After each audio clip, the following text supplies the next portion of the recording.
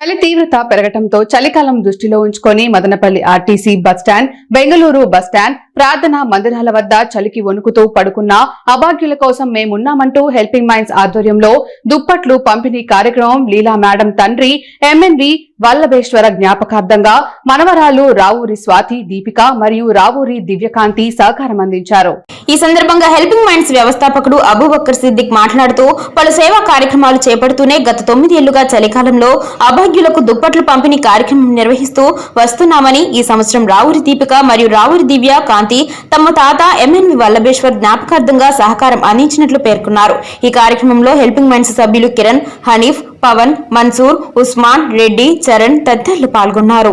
రావూరి స్వాతి దీపిక, రావూరి దివ్యకాంతి వారి సంపూర్ణ సహకారంతో మదనపల్లి పట్టణంలో ఈ చలి తీవ్రత ఎక్కువ ఉండడంతో ఈ ఎముకల కొరికి చలిలో సైతం ఎంతోమంది నిరుపేదలు, అభాగ్యులు, నిరాశ్రయులు, విచారణ చేసేవాళ్ళు ఈ చలికి ఇబ్బంది పడుతుండడంతో హెల్పింగ్ మైండ్స్ ఆధ్వర్యంలో వారికి దుప్పట్ల పంపిణీ కార్యక్రమానికి శ్రీకారం చుట్టడం జరిగింది.